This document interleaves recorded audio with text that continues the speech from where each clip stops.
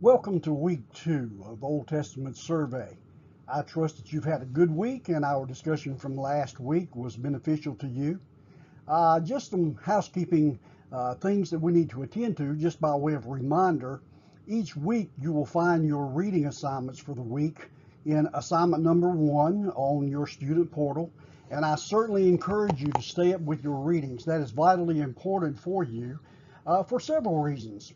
Number 1, it's vitally important for you to be able to answer the questions at the end of each chapter, and it's also important for you to be able to give good definitions of the terms on your definition list in assignment number 2 each week.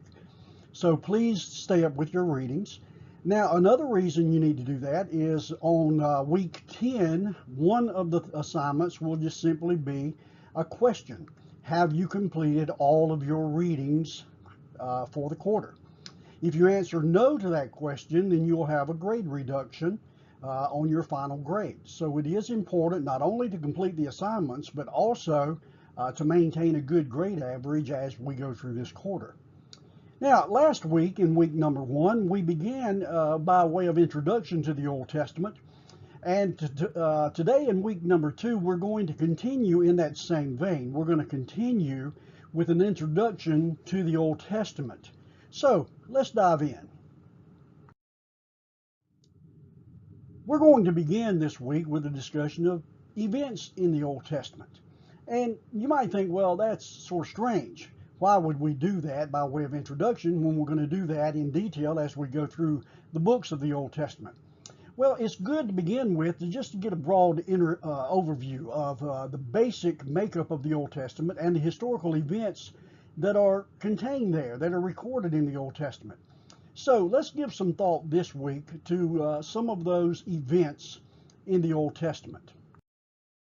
Now, it's vitally important for us to remember that the Old Testament covers a wide range of years. When you compare with the New Testament, it's vastly different. The New Testament only covers about 100 years of the history of the church, whereas the Old Testament covers almost 2,000 years of history. And so it's a huge difference in time when you compare the Old Testament to the New Testament. A lot of time is covered in the record of the Old Testament books. Now, the Old Testament, when we begin thinking about it, it deals specifically with the nation of Israel. Now, that's vitally important for us to remember as well, because Israel is God's chosen people, always has been, always will be. They have a special purpose and a plan in God's economy, and we'll see that as we go through and develop an understanding of the different books of the Old Testament. But to begin with, let's just remember that the Old Testament deals specifically with the nation of Israel, and it also deals with how other nations interacted with and how Israel interacted with other nations and how all of that comes into play in the history. Remember that Israel is not an island unto itself. The Old Testament contains historical events that refer to Israel's interrelations with other nations. Sometimes those relations were good and healthy. Other times those relations were very unhealthy and it took the people of Israel away from their commitment to God. And so an understanding of history in the Old Testament is so essential for us to understand the whole makeup of the entire record that we have in the 39 books of the Old Testament. Now, when we begin looking at the Old Testament, specifically in relation to Israel, now, of course, we're skipping over a lot of time, and we'll go back and develop that as we get into further studies. But to begin looking at the nation of Israel specifically, we begin with a period of time called the Patriarchal Age, the age of the patriarchs. And we would love to be able to give precise dates to the lifetimes and the events that are recorded for us in the Patriarchal Age, but that's pretty much impossible to do. We have some time markers, and we'll talk about those as we go through. But just remember from the very beginning that a lot of the dates that we have in the Old Testament, the dating that we've given to the events in the Old Testament, are a lot of times just speculative and based on the best information that we have. purpose of the study is to trace the development of the nation of Israel. And again, the dating of some of those events is pretty much impossible, very uncertain for us to determine with any specificity. So we have to remember that as we embark on this study of the Old Testament books. Now, as we begin thinking about the age of the patriarchs, of course, we begin with Abraham, the father of the patriarchs. Abraham, Isaac, and Jacob are generally placed in the Middle Bronze Age, which is dated somewhere between 2000 BC and 1550 BC, sometime within that time range. Now, Abraham, of course, is thought to have been early in that, somewhere around the year 2000. Specific dating, precise dating is impossible, but according to all the knowledge that we have, all the records that we have, Abraham's history begins somewhere around the year 2000 BC. Now, when Abraham was commanded by God to leave Ur of the Chaldees and move to Canaan, God then made a covenant with Abram, a covenant that is still intact today. And in that covenant, God unconditionally made Abram several promises, again, that are still intact today. And when God gave him these promises, it was not only for Abram, it was for all of Abram's descendants. And of course, Abram is the father of the nation of Israel. And so all of Israel is contained in these promises of God. But in Genesis chapter 12, we learn that not only is the nation of Israel contained in this unconditional promise of God to Abram, we have all the nations and how they interact with the nation that God is going to bring into existence through Abram and his descendants. All the nations of the world are going to be judged as to how they relate to the nation of Israel. And so the promises that are in Genesis chapter 12, verse 1 and following, are essential for us as Gentiles to understand as well. And it's important for us to understand that God made these promises to Israel, and they are still for Israel, and still God is going to judge nations in the present day in the same way that he judged nations in the Old Testament era as to how they related to and dealt with his chosen people, the people of Israel. Now, the Israelites were in Egypt, and probably this was somewhere between 1700 and 1550 BC. We understand that they were in Egypt because God placed them there to provide for them during a horrible time of famine. And we'll get into a lot of that detail as we move on into the books of Genesis and Exodus. But for right now, let it suffice to say that they were there so that they might be able to have all of their needs met in this terrible time of famine. And it was during those 400 plus years that they were in Egypt that the nation of Israel grew astronomically in population.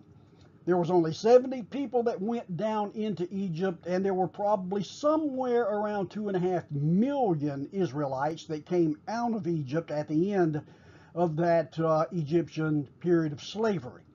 And so God blessed them not only by providing for them and protecting them from the famine, putting them in a safe place, even though they experienced tremendous hardship while they were there, but God still provided for them and protected them. And then as God made it possible for them to make their exodus from Egypt, God provided for them through the means of the Egyptian people. And so we see God's hand of grace actively at work during this time of the history of the nation of Israel. Now, after this extended period of time, the Israelites were driven out of Egypt after God has performed this series of 10 miracles, these 10 plagues that he brought against the nation of Israel. And all of those 10 plagues were given so that God might display his power and his presence not only to the people of Israel, but also to the people of Egypt. God was revealing his power as God of gods. He was displaying his power in such a way that it would leave no question to the people of Israel as to how powerful he was, and that he was their God, and he was going to see to it that their safety was really an issue that he was going to bring about for them, and all of the provisions. And yet we see that shortly after their exodus, they already began complaining against God. And so we can apply that to the modern day.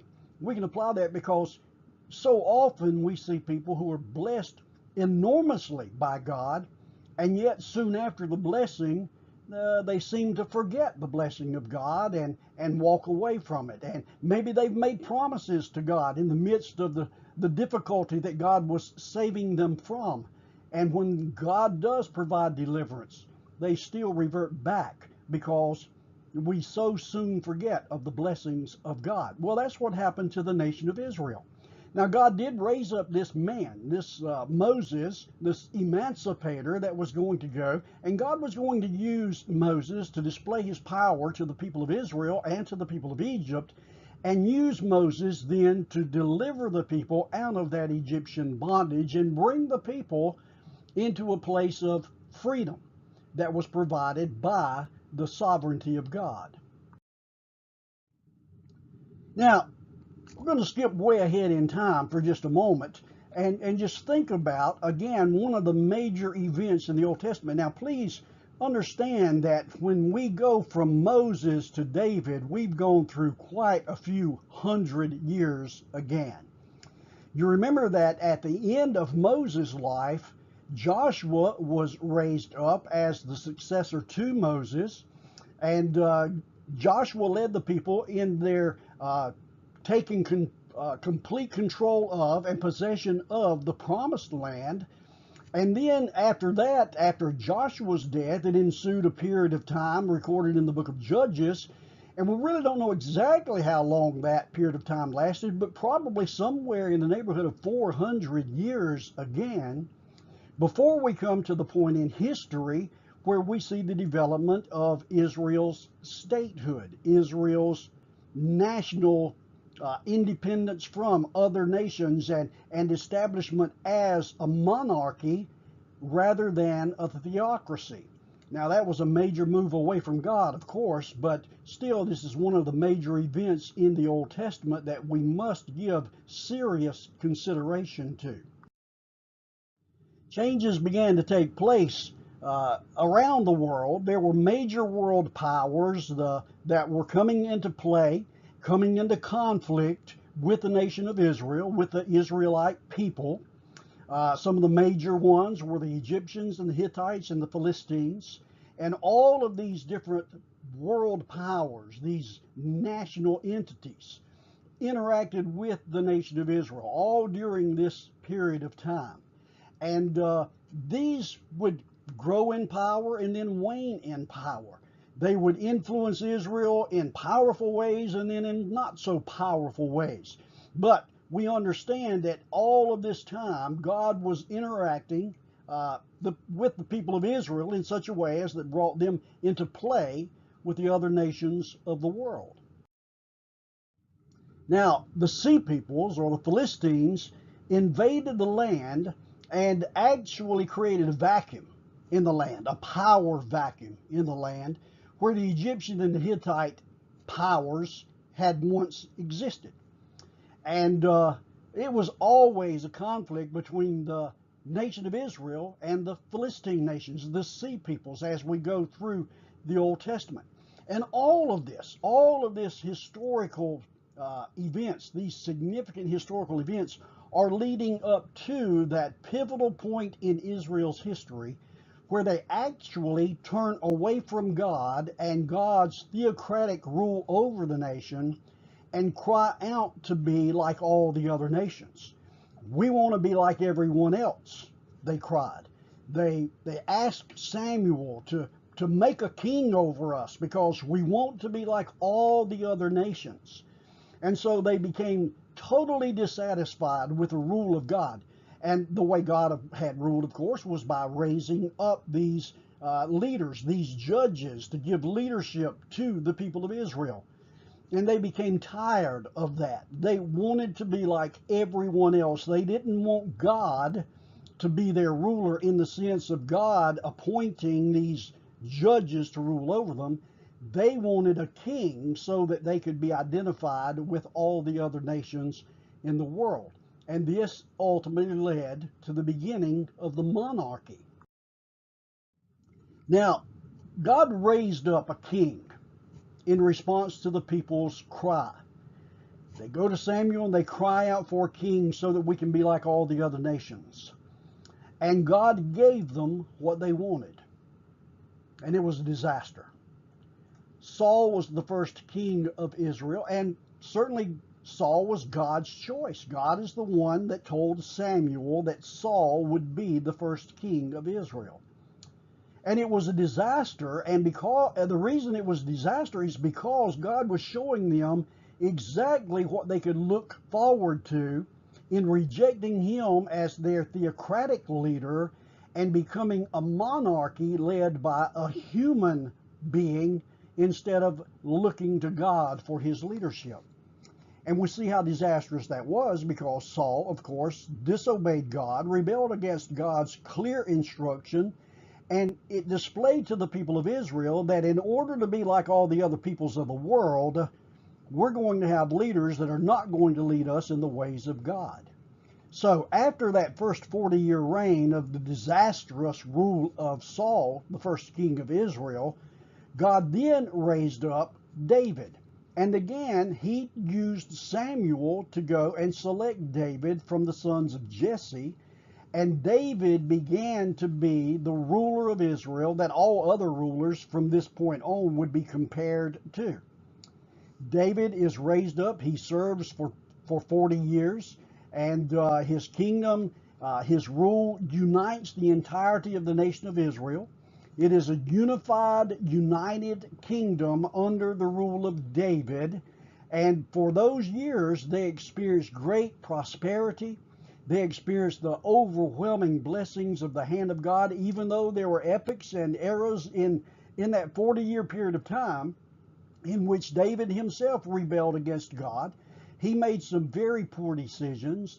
And yet the testimony of God himself about David is a man after my own heart. So God now, after the disaster of Saul's reign, God shows the people what they can experience if they have a leader who will follow the rule of God. And David is that man. And so for 40 years, the kingdom is united and the kingdom is blessed, and they prosper greatly during this 40-year period of time.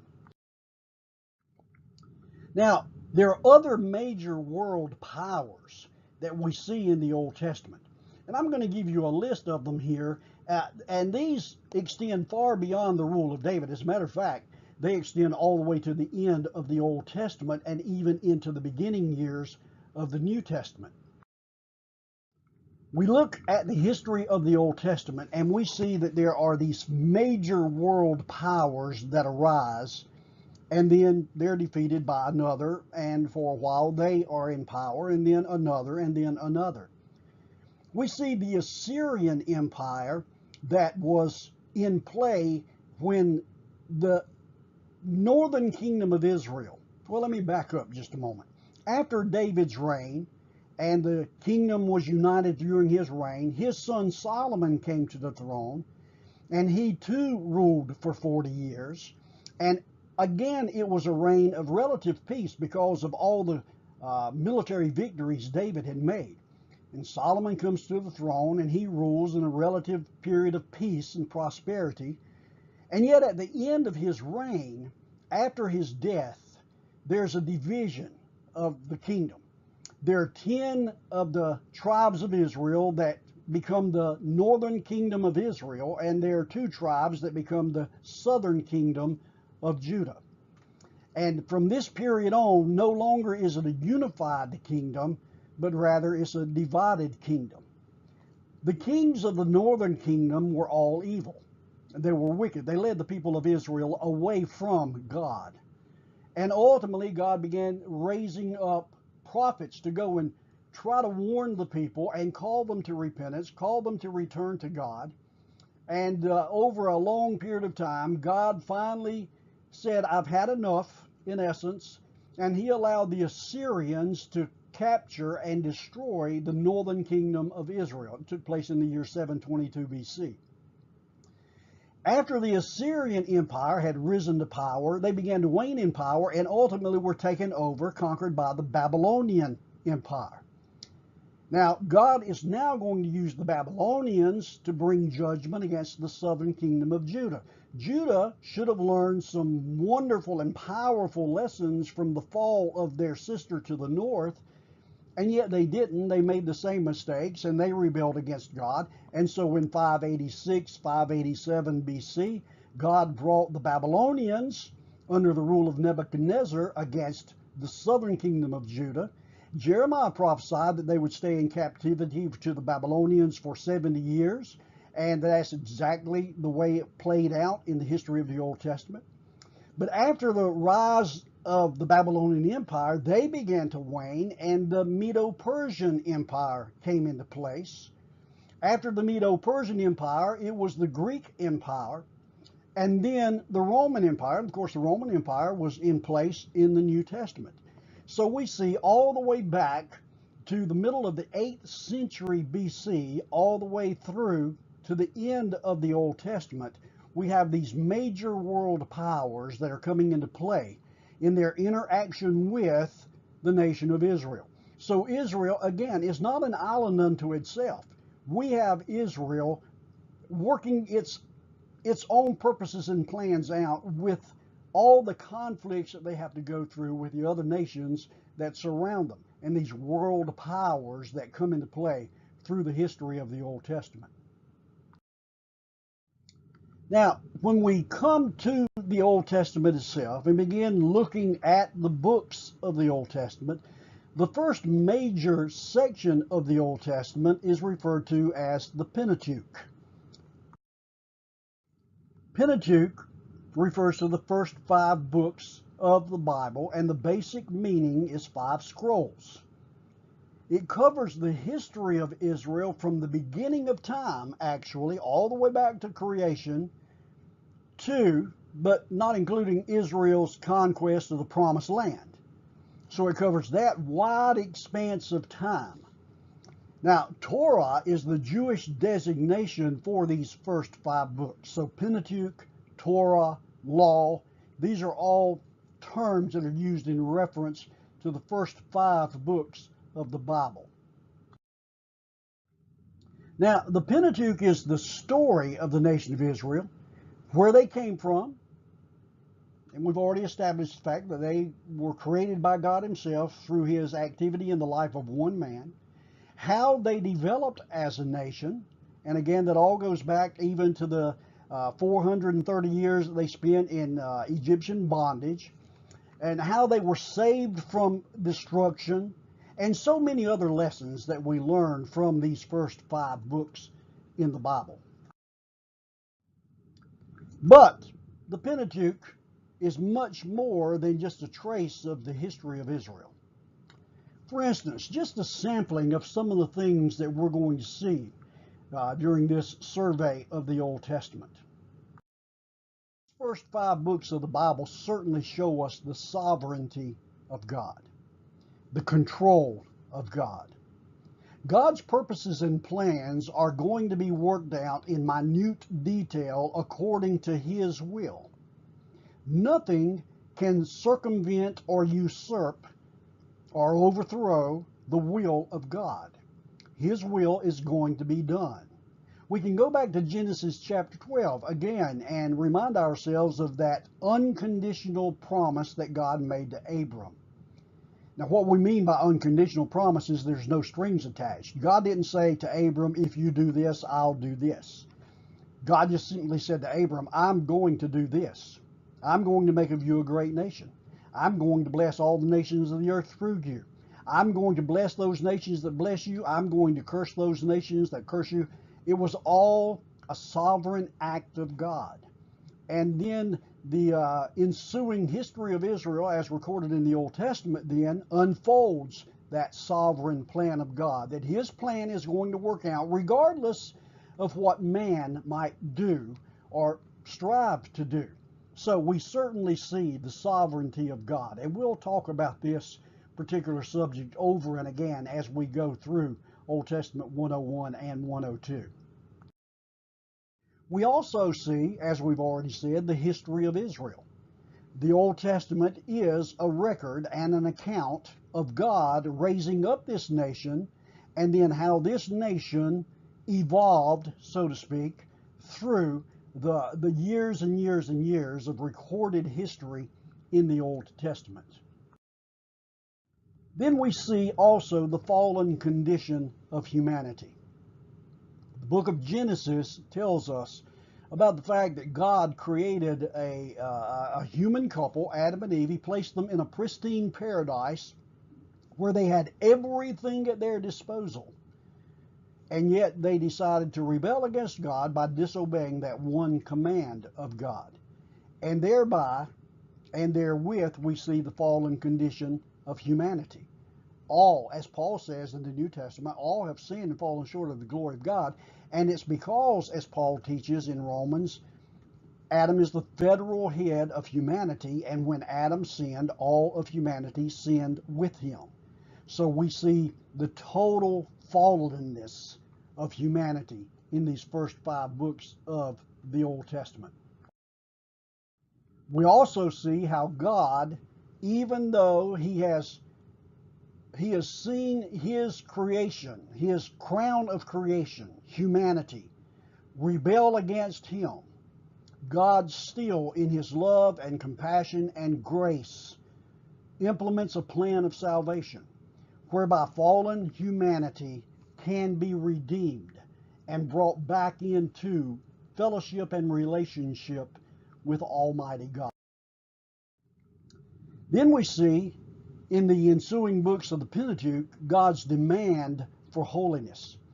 Now, God demands of the people of Israel that they be holy.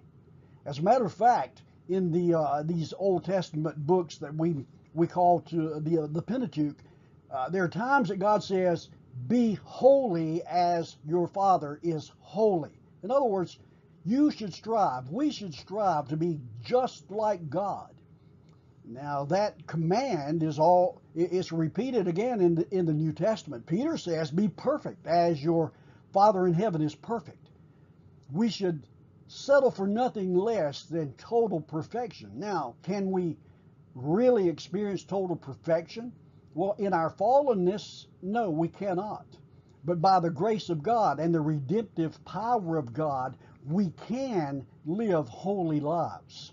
And so, all the way back in the Old Testament, in the first 5 books of the Bible, God establishes the fact that he demands of his people a level of holiness, a level of striving after perfection. And these are some of the ideas that we come across as we study these first 5 books of the Bible. So you see why a study of the Old Testament is vitally important for us, because these truths are what we see played out, so to speak, in the New Testament. So it's vitally important that we lay this foundation as we go through these books of the Old Testament. Now, the question we're going to address now is, who wrote the Pentateuch? More often than not, you'll hear people say that Moses is the author of these first 5 books.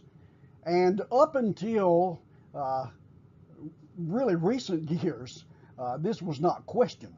And we'll talk about that in a little while, or actually in next week's session, about theories that arose during the Enlightenment period that began to question Moses' authorship. But there are some passages that would lead us to believe that Moses wrote at least parts of the Pentateuch, and you can see those listed there on your screen. Now, just simply because we don't have an attestation to Mosaic authorship in all of the books doesn't mean that Moses didn't write them.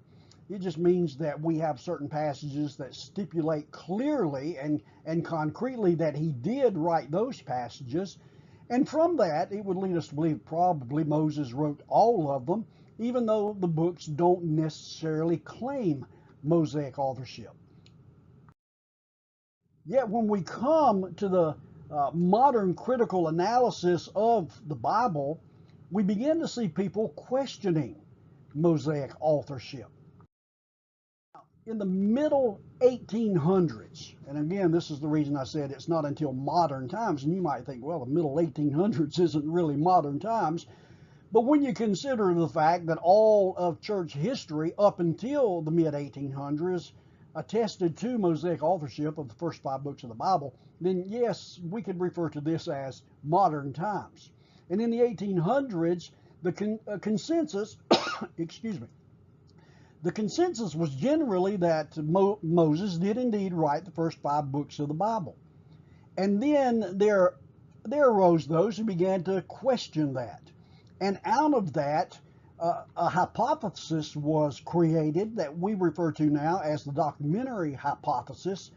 And critical approaches to Mosaic authorship began to say, no, Moses didn't write this. As a matter of fact, what we have now, the final edition of what we have in these first 5 books of the Bible, were actually compiled, written hundreds of years after Moses' lifetime.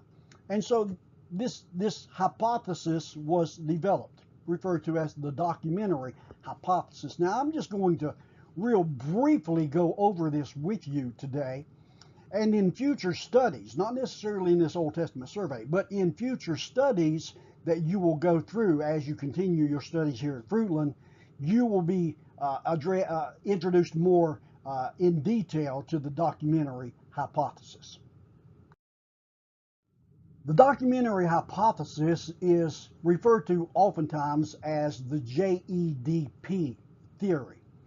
And so each one of those letters, J, E, D, and P, represent a different aspect of who wrote parts or who edited parts of what we now have in the first 5 books of the Bible, and even beyond that. The J refers to the Jehovahist or the Yahwist. Now, those who go into the Old Testament and really go into great detail looking at the different names of God, well, there are those who say there are certain parts of the Old Testament, specifically in the Pentateuch, where Jehovah or Yahweh is supposed to be the name for God that is used most often. And so those who hold to the Jehovahist theory say that it wasn't written until about 850 BC. It's a long, long time after Moses' lifetime. And it's written in simple narrative form, and it presents God in what we refer to as anthropomorphical language. In other words, God is presented with the descriptions and the depictions of humanity. The eye of God, the arm of God. Those depictions are used in reference to the Jehovahist or the Yahwist. Now, the Elohist, and that's E. And Elohim is another name for God. Yahweh, Elohim.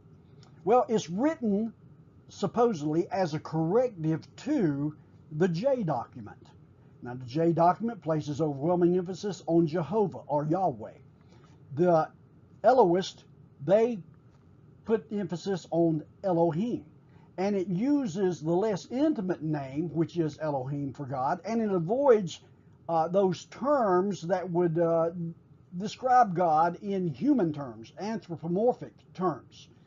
Now, it is supposed by these that J and E, the Jehovahist and the Elohist documents, were combined sometime after 722 BC. Now, note particularly the time frame.